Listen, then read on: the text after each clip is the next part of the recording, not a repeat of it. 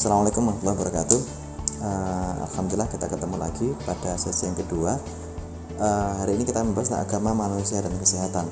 Kalau di kemarin kita sudah menjelaskan tentang apa itu agama, unsur-unsur agama apa saja, kemudian agama yang ada di Indonesia apa saja. Kemarin kita sudah membahas tentang agama Islam, kemudian agama Kristen, dan agama Katolik. Bagi yang masih yang ketinggalan materi, silakan bisa melihat di video yang sebelumnya ya. Baik, kemudian pada pertemuan kali ini kita akan melanjutkan ya. Kemarin sudah ada Islam, Katolik, sama Kristen, dan hari ini kita membahas tentang agama Hindu.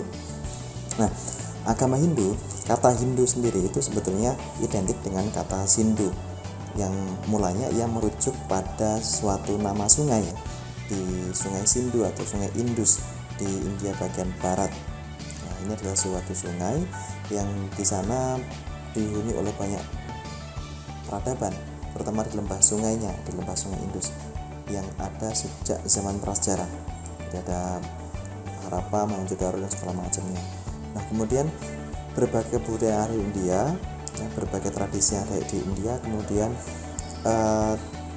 berkumpul bernaung di bawah naungan bersama ya, namanya Hindu. Jadi Hindu itu semacam sintesis atau kayak semacam mangkok yang isinya ada macam-macam ya, dari berbagai kebudayaan, berbagai tradisi, filsafat, keyakinan, dan segala macam yang ada di India, mulai dari Brahmanisme, Saiwa, Waisnawa, dan berbagai macam kepercayaan yang ada di India. Kemudian diwadai oleh satu wadah bersama namanya Hindu. Nah, berbeda dengan agama yang lainnya. Kalau agama yang lain itu jelas ada pendiri agamanya ada gitu kan. Tapi di Hindu, agama Hindu tidak ada pendiri agama. Siapa pendiri agama Hindu tidak ada, karena Hindu adalah sintesis dari berbagai agama, berbagai kepercayaan yang berbeda-beda, berbagai kebudayaan berbeda-beda. Maka di sana tidak ada pendiri agama yang tunggal, kemudian dewanya juga tidak tunggal, dan filosofi yang menghidupi Hindu pun juga tidak tunggal. Tapi meskipun demikian, semuanya ini ya hidup dalam satu mangkok yang sama dan cakupan yang sama ya, satu naungan yang sama, satu mangkok yang sama. Ini kemudian disebut juga sebagai sanatana dharma atau dharma yang abadi atau jalan yang abadi.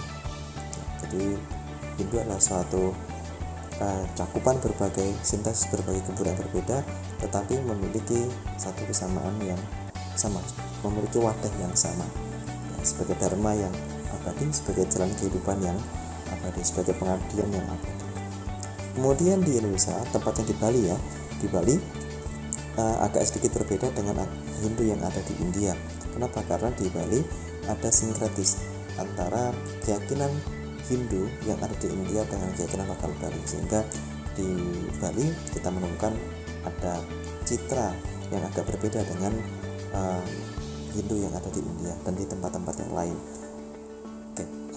Kemudian prinsip-prinsip ajaran Hindu setidaknya itu terkait dengan 3 hal ya. Yang pertama tatwa, kemudian yang kedua susila, dan yang ketiga adalah upacara.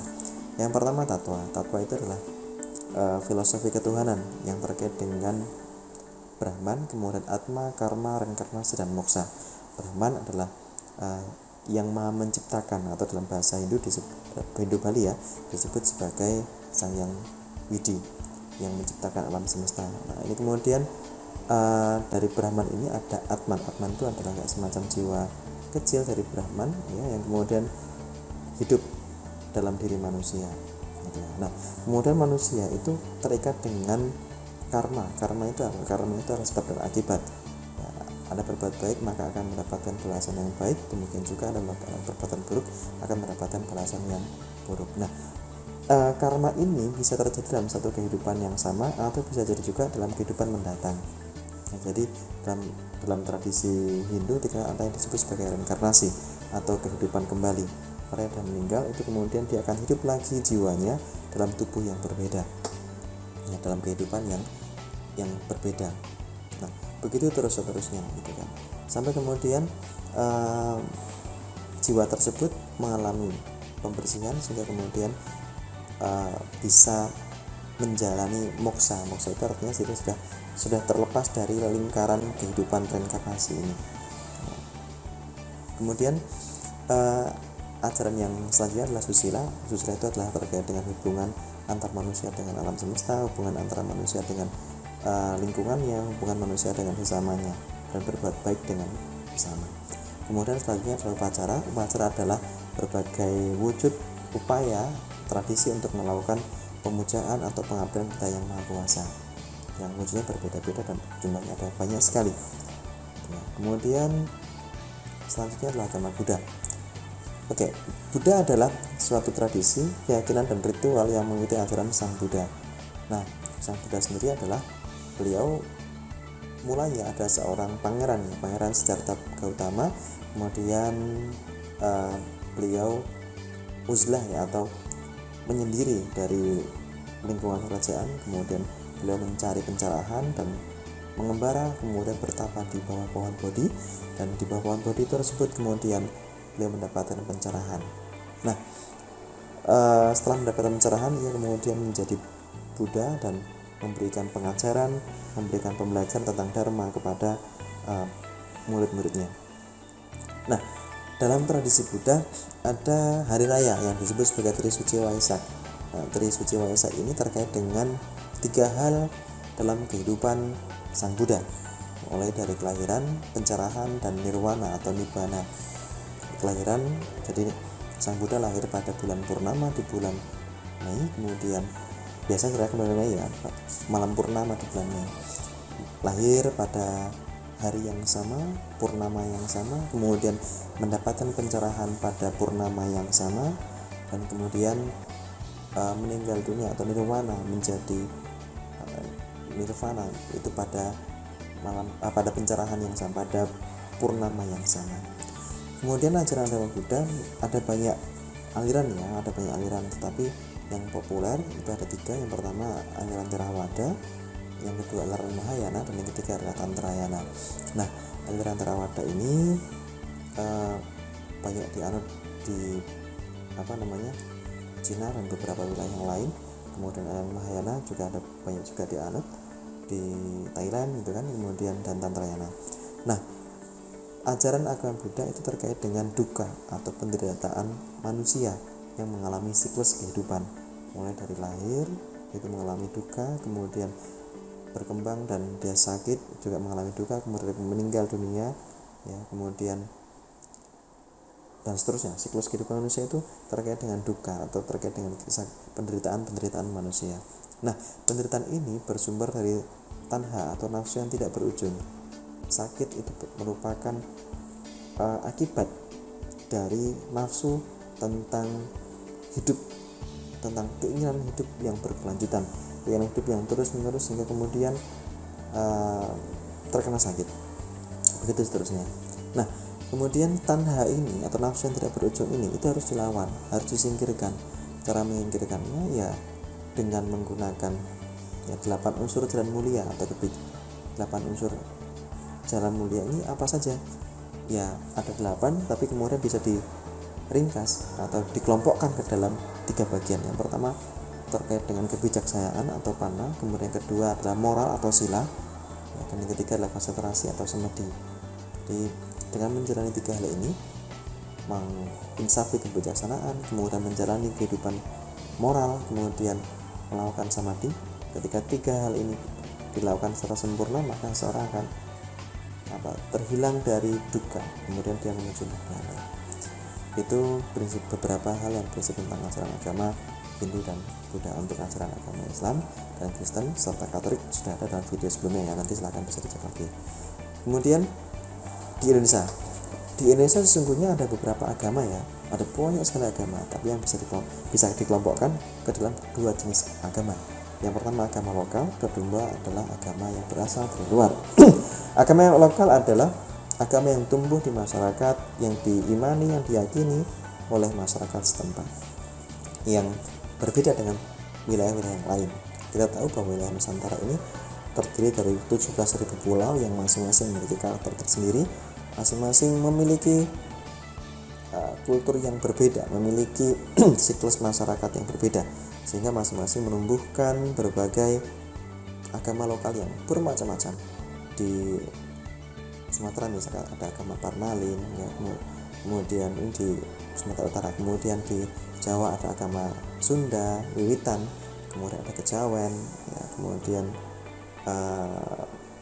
Saminisme, ya, kemudian di dan di berbagai wilayah lain ada, ya, misalkan kayak Kaharingan ada di Kalimantan, ya. Kemudian selain itu ada juga agama yang berasal dari luar yang masuk ke Indonesia, misalnya agama Islam, ya, kemudian agama Katolik, Kristen, Hindu, dan Buddha. Nah, agama Islam itu masuk ke Indonesia dibawa oleh para wali yang banyak sekali jumlahnya. Yang paling populer kita menyebutnya sebagai Wali Songo, ya, atau Wali 9. Sebetulnya bukan 9 sih, tapi wali yang jumlahnya banyak sekali yang membawa ajaran agama Islam ke Indonesia. Islam juga dibawa oleh para mubalik, yang mereka orang-orang yang memiliki kapasitas keilmuan, memiliki pemahaman agama Islam yang mumpuni dan memiliki kemampuan untuk menyampaikannya kepada masyarakat luas. Juga dibawa oleh saudagar yang pedagang gitu, ya. Tapi yang lebih primer adalah para wali, para mubalik, dan belakangan juga para saudagar. Mereka berasal dari India atau dari Arab langsung, dari Gujarat atau dari Arabnya. Ada banyak teori yang menyatakan dari mana Islam masuk di Indonesia. Ada yang menyatakan langsung dari Arab, ada yang menyatakan lewat jalur Gujarat India, ada yang menyatakan lewat jalur Champa, ada yang menyatakan lewat jalur Cina. Jadi ada banyak versi, ya. Kemudian agama yang dari luar yang selanjutnya adalah Katolik dan Kristen. Agama ini dibawa oleh para penginjil dari Eropa ketika masa kolonisasi, ya, ada yang berasal dari Inggris, ada yang berasal dari Belanda tentu saja, ya, ada yang dari Spanyol atau Portugis. Ya, mereka menggunakan 3 prinsip, ya, gold, glory, and gospel, ya. Gold itu pengen mencari kekayaan, glory pengen mencari kekuasaan, dan gospel pengen mengabarkan Injil. Ya, kemudian agama Hindu dibawa oleh para pedagang, juga dibawa pendeta yang berasal dari India bagian selatan. Ya, kemudian masuk ke Indonesia sejak abad ke-4 kurang lebih, ya, abad ke-4. Kemudian agama Buddha masuk ke Indonesia juga lewat pedagang, lewat para biku yang berasal dari India bagian utara dan juga Indochina. Indochina itu termasuk Cempa, kemudian wilayah Semenanjung Malaya, Thailand, dan beberapa wilayah lain, kemudian masuk ke Indonesia. Nah, agama Hindu dan Buddha relatif lebih awal masuk ke Indonesia dan memiliki peradaban yang cukup kuat di Indonesia pada masanya. Beberapa kerajaan juga terafiliasi dengan ajaran agama Hindu dan Buddha. Misalkan kerajaan Sriwijaya yang bercorak Buddha, bahkan di sana ada Candi Muara Takus, dan bahkan Candi Borobudur pun juga salah satu bagian dari warisan peninggalan dari kerajaan Buddha. Kemudian ada juga Hindu juga memiliki banyak sekali kerajaan. Ada kerajaan Majapahit, kemudian beberapa kerajaan yang lain, ya, yang semuanya juga meninggalkan berbagai macam peradaban, meninggalkan candi-candi yang luar biasa besar, yang luar biasa sekali, misal Candi Prambanan, ya. Kemudian Kristen dan Katolik masuk pada abad ke-16, 17, 18, ya, seiring dengan perjalanan orang-orang Eropa ke Nusantara. Kemudian sementara ajaran agama Islam masuk sejak awal-awal abad pertama Islam, abad ke-6, ke-7, abad ke-7, 6 ke-7, dan mulai ramai itu ketika abad ke-14 dan abad ke-15 ketika para wali Songo itu sudah memiliki pengaruh yang sangat kuat sehingga bisa mendirikan beberapa kerajaan Islam baik di Jawa ataupun di luar Jawa. Oke, kemudian apa tujuan atau motivasi beragama? Begini, manusia itu sesungguhnya dia membutuhkan penjelasan akan peristiwa, ya. Manusia mengalami berbagai peristiwa kehidupan, peristiwa alam, dan bahkan peristiwa kehidupan dalam dirinya sendiri, ya. Bisa alam, misalkan ada petir, ada hujan, ada badai, dan segala macam. Manusia membutuhkan penjelasan. Ada apa dalam petir ini? Siapa yang membuat petir itu? Kemudian untuk apa petir itu dan bagaimana? Ya. Kemudian bahkan peristiwa dengan dirinya sendiri, ya. Manusia itu berasal dari mana? Dia lahir ke bumi ini, dia lahir itu berasal dari mana? Kemudian dia yang menghidupkan siapa? Ya. Kemudian ketika orang meninggal itu larinya kemana? Nah, ini butuh jawaban, ini butuh kepastian gitu ya. Dan sejauh ini ilmu pengetahuan manusia itu terbatas untuk menjawab pertanyaan dari mana manusia berasal, jiwa manusia itu apa, dan dari mana ia berasal. Kemudian dia akan lari kemana setelah manusia meninggal dunia. Ini pertanyaan-pertanyaan seperti ini itu perlu dijawab gitu, karena manusia memiliki kemampuan rasio untuk bernalar. Nah, jawaban seperti ini itu tidak mendapatkan jawaban, dan jawaban ini kemudian diberi jawabannya oleh agama memberikan jawaban, oh Anda berasal dari ini, oh Anda berasal dari sini, oh jiwa manusia itu berasal dari ini, oh manusia kalau meninggal dunia kelak akan kesini dan seterusnya. Nah, agama memberikan jawaban itu. Nah, dengan adanya jawaban seperti itu, manusia kemudian mendapatkan ketenangan dalam jiwanya. Kenapa? Karena ia merasa dekat dengan apa yang menciptakan, ya, dengan kemana ia akan berasal, tahu sangkan paraning dumadi, tahu asalnya di mana, tahu arahan kehidupan kemana, sehingga manusia dalam menjalani kehidupan relatif lebih tenang karena ada kepastian gitu ya. Dan agama memberikan jawaban tentang hal itu.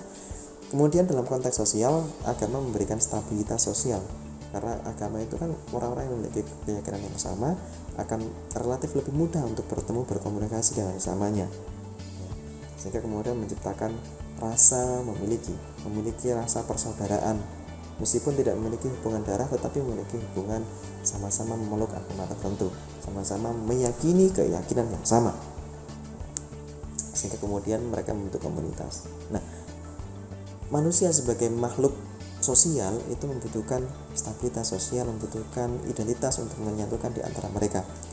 Nah, inilah yang diberikan oleh agama. Jadi agama memberikan jawaban tentang peristiwa kehidupan manusia, memberikan kepastian tentang jawaban tersebut, memberikan informasi tentang arah kehidupan manusia, memberikan jaminan ketenangan bagi jiwa-jiwa manusia, serta mendukung stabilitas sosial, serta memberikan ruang bagi manusia untuk berkomunitas. Sebab itulah agama relatif diyakini oleh masyarakat. Baik, kemudian apa hubungan agama dan kesehatan? Begini, hubungan agama dan kesehatan itu terkait dengan manusia. Ini terkait dengan ini ya, doktrin dalam ajaran agama. Doktrin dalam ajaran agama itu meyakini bahwa ada, kembali ke video yang pertama tadi ya, bahwa ada kekuatan yang sangat luar biasa yang adikodrati yang berada di luar kemampuan manusia. Nah, ini kemudian yang mengatur kehidupan manusia dan mengatur siklus kehidupan manusia dari lahir, dalam kandungan, lahir, kemudian tumbuh berkembang sampai kemudian dia mengalami sakit dan meninggal dunia. Nah, setelah meninggal dunia itu terus apa? Gitu kan. Nah, agama memberikan jawaban setelah meninggal dunia itu kemana gitu ya. Ada yang menyatakan ke akhirat, ada yang kemudian reinkarnasi, ada yang kemudian mengalami moksa, ada yang menyatakan kembali ke surga, ada yang menyatakan masuk ke nirwana dan segala macamnya. Nah, dari sini kemudian dipahami bahwa tubuh itu adalah titipan, tubuh yang kita hinggapi. Tubuh dalam diri kita itu adalah titipan dari Yang Maha Kuasa. Artinya apa? Bahwa dalam tubuh kita itu ada banyak hal yang tidak bisa kita kendalikan, karena itu berada di luar kemampuan kita. Misalkan begini, Anda bisa nggak memaksa jantung Anda untuk berhenti saat ini misalkan? Kita nggak bisa. Anda bisa nggak memaksa agar rambut ini nggak tumbuh misalkan? Bisa nggak? Bisa nggak Anda mengendalikan bulu mata ini agar tumbuh terus itu? Nggak bisa, gitu kan? Kenapa? Karena sungguhnya tubuh kita itu memiliki mekanisme tersendiri yang itu berada di luar kemampuan kita. Ya. Siapa yang mengatur? Ya Tuhan Yang Maha Kuasa. Ini ya. Sehingga kalau kita meyakini bahwa tubuh ini adalah titipan dari Yang Maha Kuasa, maka kondisi tubuh yang hidup, yang normal, yang bisa beraktivitas sesuai dengan tugas dan fungsinya, ya, ini itu merupakan anugerah. Karena kesehatan itu adalah hal yang bersifat given, ya. Kesehatan anggota tubuh yang lengkap itu adalah given pada mulanya, dan yang bisa kita lakukan itu hanya menjaga, gitu ya. Yang bisa kita lakukan itu hanya menjaga. Itu sehingga sebab itulah kita perlu bersyukur kepada Tuhan Yang Maha Kuasa bahwa kita sudah diberikan anugerah berupa kesehatan, gitu ya. Nah, kalau ada orang orang yang sakit, ya kalau orang sakit itu kan sesungguhnya hanya diberi obat ya. Obat itu pengobatan itu berbeda dengan penyembuhan ya. Pengobatan itu adalah kita memberikan obat dari luar, sementara penyembuhan itu adalah mekanisme di dalam tubuh kita yang memulihkan anggota tubuh yang sakit. Ya, misalkan ada kena luka, itu kemudian anggota tubuh kita ada mekanisme untuk mengganti sel-sel yang rusak. Gitu. Nah, karena kesehatan itu adalah anugerah, ya, maka kita harus meyakini bahwa tubuh kita, kesehatan itu adalah wasilah atau sarana atau modal untuk apa? Modal untuk beribadah. Tubuh yang sehat itu adalah modal yang baik untuk beribadah. Anda nggak bisa sholat, Anda nggak bisa puasa, Anda nggak bisa berdharma kalau dalam tubuh Anda itu sakit. Tubuh Anda sakit, Anda nggak bisa beribadah ke masjid, Anda nggak bisa ke gereja, Anda nggak bisa ke wihara, Anda nggak bisa ke pura, ya, Anda nggak bisa mengabdi, Anda nggak bisa berdharma, gitu ya. Kenapa? Tubuh kita adalah bagian dari modal. Kesehatan adalah modal, ya. Tubuh yang tidak sehat, Anda nggak bisa bekerja, Anda nggak bisa beribadah, nggak bisa bekerja, Anda nggak bisa mendapatkan penghasilan, nggak dapat penghasilan, Anda nggak bisa berderma, Anda nggak bisa bersedekah, Anda nggak bisa berzakat, Anda nggak bisa berdana, gitu ya. Nah, oleh sebab itulah kita mendapatkan kesempatan. Kesehatan itu adalah kesempatan, maka manfaatkanlah. Nah, dalam Islam dinyatakan bahwa ingat 5 perkara sebelum 5 perkara, sempat sebelum sempit, muda sebelum tua, ya, dan sehat sebelum sakit, ya. Maka manfaatkanlah untuk berbuat baik sebaik mungkin, sebanyak mungkin, untuk beribadah, ya, untuk mengabdi dengan sesama, untuk berdharma, ya, agar mendapatkan ya, karma yang baik dalam bahasa Hindu, mendapatkan pahala dalam bahasa Islam, ya, mendapatkan ganjaran pahala dalam bahasa Kristen sama Katolik. Baik. Nah, selain itu, kesehatan itu juga ada 2 dimensi, ada kesehatan jasmani dan rohani. Nah, kita harus mengimbangkan antara kesehatan jasmani dan rohani. Jasmani adalah fisik dan rohani adalah jiwa. Kesehatan jasmani dilakukan dengan berolahraga yang teratur, olahraga yang seimbang. Ya. Kesehatan rohani diperoleh dengan cara apa? Dengan cara, ya, kalau dalam bahasa Islam, ya, beribadah dengan baik, ya, membaca Al-Quran, mendaras Al-Quran, ya. Dalam agama Kristen juga dengan ikut kebaktian di gereja misalkan, gitu ya. Dalam agama Hindu ikut puja bakti, demikian juga dengan agama Buddha. Dalam prinsipnya saya tidak boleh menyakiti diri sendiri dan orang lain. Kenapa? Karena tubuh kita adalah titipan, maka kita tidak boleh merusak titipan ini, karena ini bukan milik kita. Toh akan kita kembalikan ke alam semesta. Ketika kita meninggal, maka jiwa kita akan berpindah ke alam yang lain, dan tubuh yang kita tinggali saat ini akan dikembalikan kepada alam semesta. Yang unsur air akan kembali ke air, unsur tanah akan kembali ke tanah, unsur api akan kembali ke api, udara akan kembali ke udara, dan jiwa akan melanjutkan kehidupannya. Dalam agama Islam akan berpindah ke alam barzah, kemudian berpindah ke alam akhirat. Kalau dalam ajaran agama Kristen akan kembali ke surga atau neraka, ya. Dalam ajaran Hindu, ya, kalau dia memiliki banyak dosa, maka dia akan menjalani reinkarnasi, hidup kembali dalam tubuh yang berbeda, dalam fisik yang berbeda, ya. Tapi kalau jiwanya bagus, maka dia akan mengalami moksa. Sebab itu kita tidak boleh menyakiti diri sendiri dan menyakiti orang lain. Nah, terus bagaimana agama memandang sakit? Ya, agama memandang sakit itu sebagai ujian. Ya, sakit itu adalah bagian dari ujian. Kalau dalam bahasa agama Buddha disebut sebagai dukkha, gitu ya. Sebab itu kita harus bersabar. Sakit adalah saatnya untuk beristirahat, mengistirahatkan tubuh, mengistirahatkan jiwa-jiwa kita juga. Kenapa? Karena tubuh itu juga punya hak.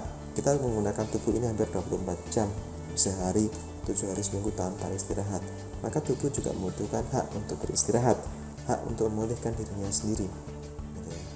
Dalam ajaran Islam, orang yang sakit itu ya menghilangkan dosa. Orang yang sakit itu menghilangkan dosa-dosanya menjadi hilang ya. Kemudian dalam ajaran Hindu, sakit itu bagian dari karma gitu ya, sebab dan akibatnya, bagian dari sebab akibat. Anda makan jajan sembarangan gitu ya, maka ya karmanya apa, bisa jadi sakit karena jajan makanan itu misalkan mengandung kuman gitu ya. Seperti itu. Baik, demikian yang dapat saya sampaikan. Nanti silakan bisa berdiskusi di kolom komentar ya. Untuk pertemuan kali ini adalah pertemuan ini ya, bersifat asinkronus. Asinkronus artinya tidak harus langsung interaktif secara real time, tetapi bisa interaktif dengan jeda waktu ya. Baik, saya akhiri, kurang lebihnya maaf. Wassalamualaikum warahmatullahi wabarakatuh.